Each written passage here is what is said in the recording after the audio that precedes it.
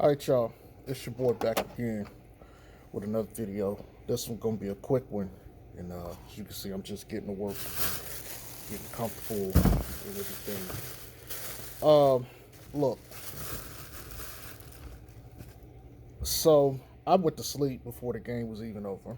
I didn't care. After Lonzo got hurt, I really didn't care. There was no way they were going to lose a 22-point lead to a Washington team on the second day of the back-to-back where Bill is monopolizing all the shots and he's literally playing the entirety of the half. There's no way they're going to win that. No way. I didn't care like how many points he could have shot the ball every possession and he still wouldn't have made enough shots. Okay, um, it's just the way the game works sometimes. So I said he was going to end up putting up, I think, 44 and make it 17. We ended up putting up 37 and make it 17. I was off by 7 shots, but whatever. Um, Here's the thing, man. I don't even want to talk about that.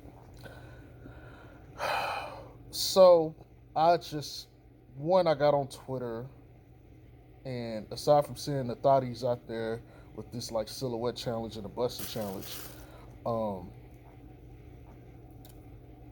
I saw a couple of Pels reporters talking about Lonzo, basically being spoken to about between Stan, Zion, and Bi.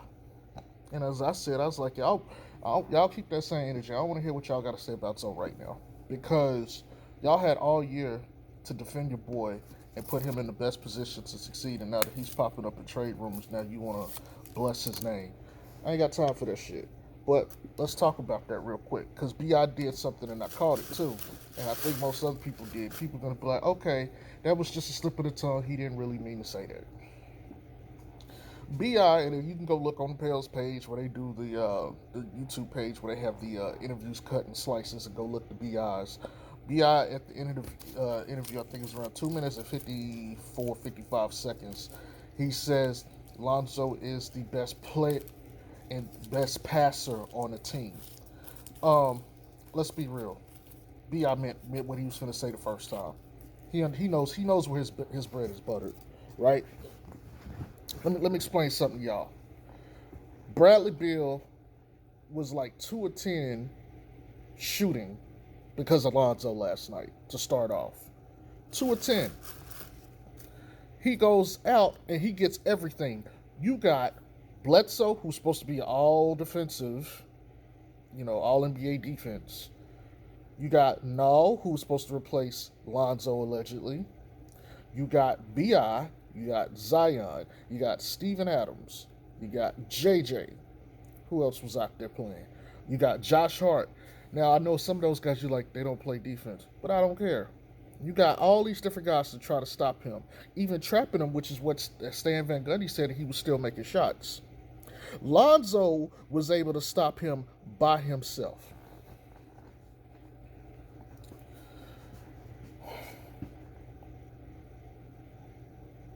Lonzo was able to stop them. Look, there was a void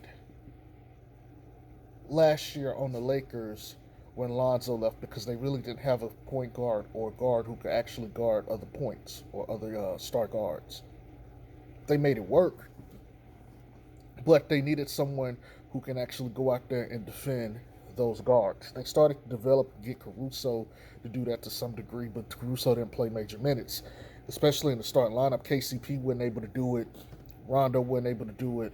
LeBron couldn't do it all game. AD could, but he can't do that all game and then try to do everything else.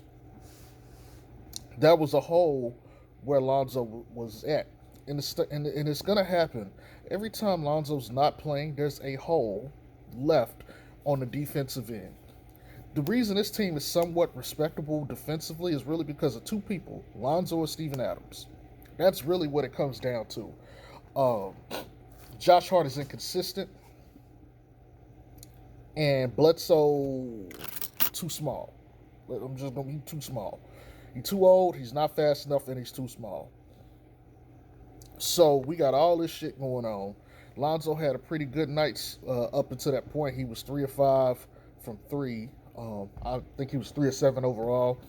Um, if basically he hits one more shot, he's 50%. Okay, that's the way I look at it. Um, you know, they kind of let him, initiate the offense, even though he didn't get to run plays necessarily. But he did. He got the ball across the court with 20 to 19 seconds, and they were able to move and get into their positions and get their shots up.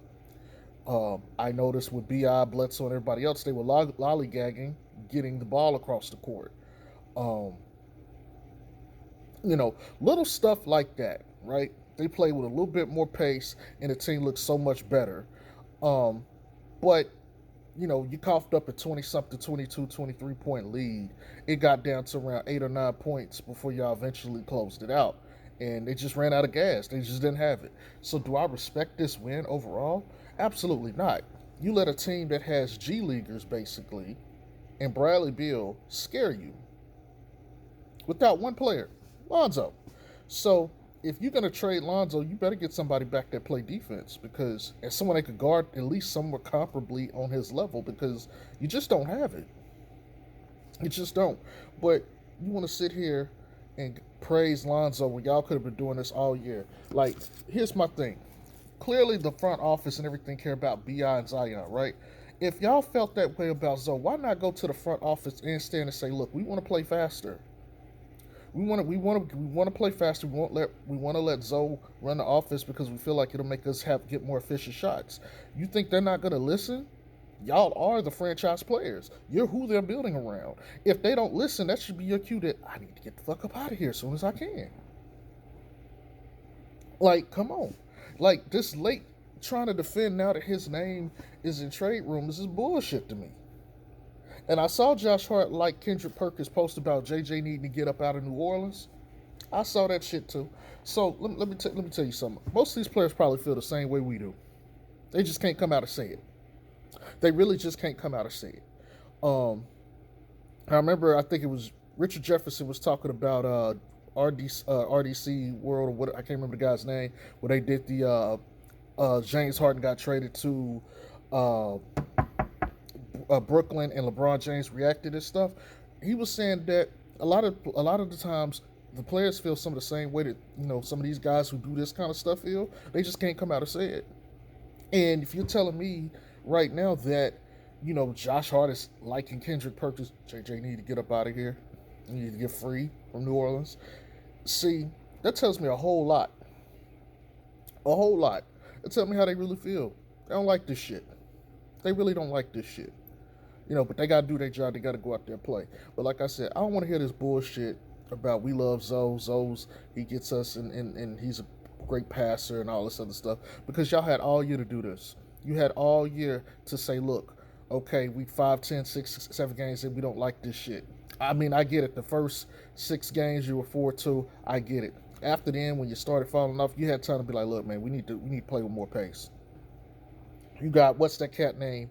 I can't remember because I don't watch Charlotte, but you got that one cat who's like, we don't want to play zone defense because that shit is garbage. We need to play man. Telling that the Borregas or whatever the nigga name is. I don't get this shit. Young players over in other places could tell their coaches, hey, look, we need to do something different, and then the coaches let them do something different. I'm telling you right now, if you guys really fuck with Zoe like that, why y'all didn't sit there, have his back the entire time, be like, look, man, we need Zoe to come along and help us, and if this ain't working, we need to get that to work for everybody. Let Zoe push the pace. Let him not be 3-and-D all the time. If you want to be 3-and-D on some plays, yeah, but we need to play with more pace. You mean to tell me that for all this love fest that Griffin and Stan supposedly have for Bi and Zion, that shit wasn't gonna happen? That's why, to me, I don't like this shit all the way around. Between Bi, Zion, Zoe, Stan, Griff, the front office, the media, I don't like this shit all the way around. This shit, it just does not sit well with me. There's no way that should be happening, right? This nigga get hurt, and y'all can't guard shit. But we're not gonna hear about any of this stuff from the greater media. We're not gonna hear about how well Lonzo held, him. It's his aggression. It's always Lonzo's aggression. his motor has always been high on defense. Really, it was the defense that was winning him the game. The motherfucker was plus 23 in 15 minutes.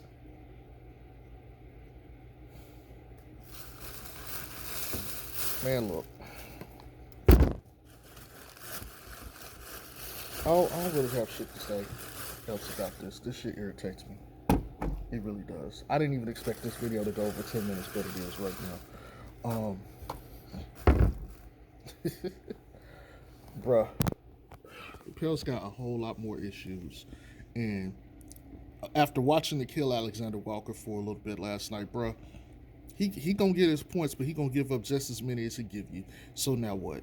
Was it really worth it to let Lonzo loose whenever you trade him? I hope he does get traded so he can go off and succeed.